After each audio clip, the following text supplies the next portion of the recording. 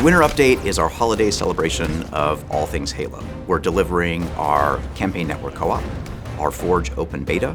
We're shipping a whole bunch of cool things inside of our free-to-play multiplayer product. It's all free, coming out on November 8th of this year.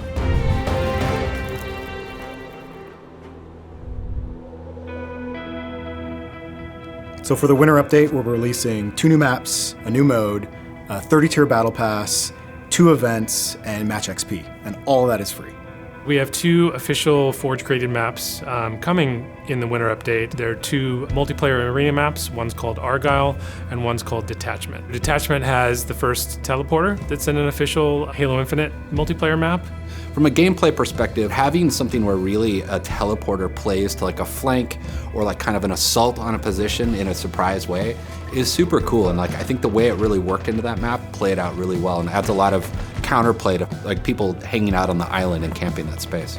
Argyle is cool because it has this big kind of open central yard, and it has some really interesting flank routes around the sides. And so you can go like really just frontal assault and try to push your way in, or kind of be a little sneakier around the sides. Having this big kind of central courtyard has created a lot of really cool gameplay that feels different than a lot of things we have in Infinite so far.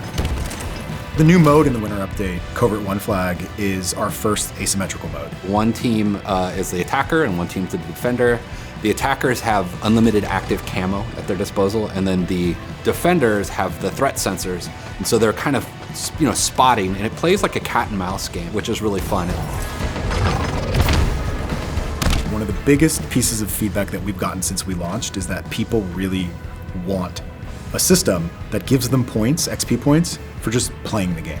The new Match XP system actually rewards players for playing. As you're playing matches, you get XP. If you win, you get a little bit of bonus XP. If you perform well, you get a little bit of bonus XP. And we're trying to tune that system so that it actually gets you moving through the battle pass a lot quicker than we have in the past. The Winter Update has a 30-tier free battle pass that is full of really fun stuff. That battle pass is full of reach stuff, and some player favorites like the CQC and CQB, armor attachments with knives. It's really, really cool, and again, it's free.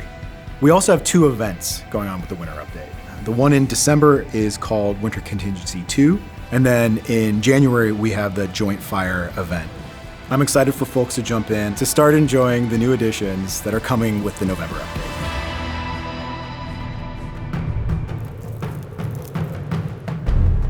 Campaign co-op has always been a big part of the Halo experience. Being able to play with your friends, do all sorts of cool and fun things together that you can't do in single player. And with Halo Infinite, we've made this much more expansive, wide open world. And with the release of Network Co-op, I'm just looking forward to people jumping in with their friends, exploring the world, having fun with our sandbox, just mixing it up and getting into that crazy, over-the-top Halo action in the campaign.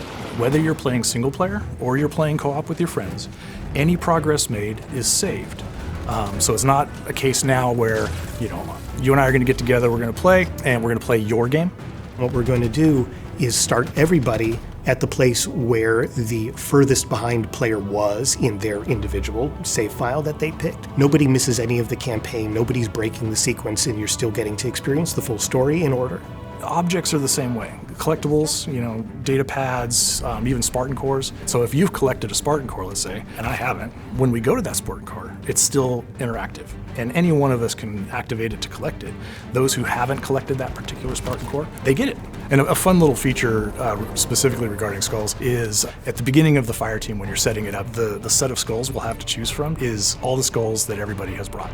And so it's a bit of bragging moment from you. You can say, yeah, birthday party, that's mine.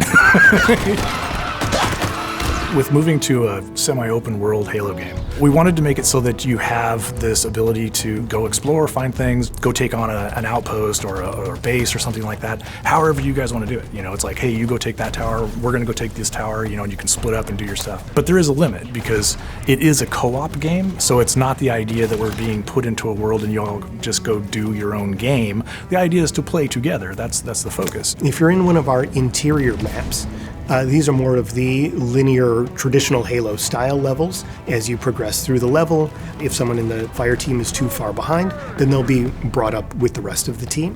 When you're out on the ring, what we have is a radius-based system. We went to the largest base that we have in the game, and then basically made the space double that. So you have tons of room to go outside of that, come back, lots of room for aerial vehicles.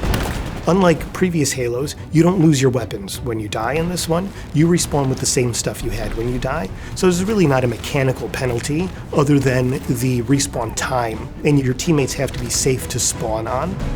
We're really diminishing sort of the domineering nature of the fire team leader, because it is no longer the idea that we're playing the fire team leader's game. Everybody's playing their own games. Anybody can skip a narrative sequence. Anybody can pick up objects in the world. Anybody can trigger a mission replay, fast travel to a new location, trigger those kinds of things. A fun one is when you open up the TAC map and you place a marker, anybody can turn that back off. Griefing is a very important aspect of co-op. You can kill each other, which can be fun as well. Load everybody up into a Razorback and then just drive off a cliff and giggle the whole time. And then, of course, we've also got a bunch of new achievements, both for co-op and mission replay, that emphasize either playing together with friends, or in the case of the replay achievements, going back and revisiting parts of missions that you couldn't have visited before we had the mission replay feature. One of the achievements is basically you got to take out a certain number of enemies with a gravity hammer, hanging outside of a vehicle while you're doing it, which is pretty fun. The team here at 343, we've been working really hard on campaign co-op. We're excited to get it into your hands and see what you guys can come up with, see what kind of fun you get into. We call it chaosum because it's just awesome, the amount of chaos and just crazy stuff that you can do. And doing it together, it's just really, really fun.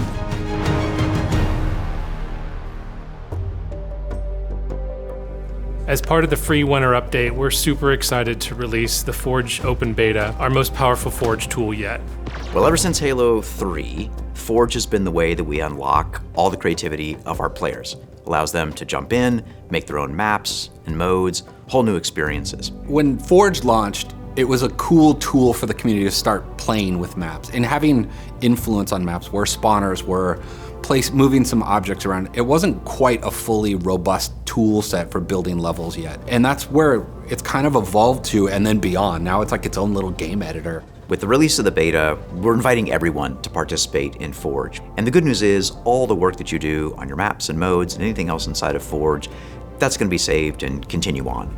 Basically, how Forge works is you go into Forge and you place a bunch of different kind of objects to create a space where players can play in. And then you decorate it with different materials or colors, lights, VFX, and audio. And they can then save them, they can share them, and then play them with other players. Even if you're not intending to play Forge, Forge has a lot to offer you because all those players who are making stuff with Forge will be available to you, and so you'll be able to create custom games and play that content with your friends. Our Forge system that people are going to experience with the winter update, it is at a whole other level. Like, there's nothing that we've done with Forge like this before, and the type of content that people are going to be able to make for Halo Infinite is insane. In Halo Infinite Forge, we've increased the object count to around 7,000 objects. In Halo 5, for comparison, it was 1,600 objects. As a forger, I think the thing that's going to surprise us a lot is be able to scale objects. Like, for example, like these objects look like these massive pipes are running underneath ground for this facility. It is literally just a small cable or a hose that he's scaled up and changed material on. I personally think scaling is going to be changing a lot of how these maps are going to be looking visually, and it's going to blur the line from a Forge map to a dev quality map. I'm excited about a lot of things, but I think I'm most excited about the visual scripting language. You know, this is the deepest players have been able to get inside our code, our scripting language. Even if you're not familiar with visual scripting systems, it's really easy to get started, to start to recombine things. You can drag nodes into your scripting space and draw out the events and the functions that you want to do in your map. We've been able to get you a lot closer to the systems. We've got over 100 different nodes that I could only dream of back as a player in Halo 5. I'm very, very excited to be able to offer these to players, like things that I wanted to do before, and finally we get to do them now. Whether it was Griffball or Infection, a whole bunch of things that are now core to Halo, all came from mode work inside of Forge. And I think with the new visual scripting system, players are going to have the ability to do even cooler, more interesting things than they've had a chance to do in the past. That's going to be super exciting.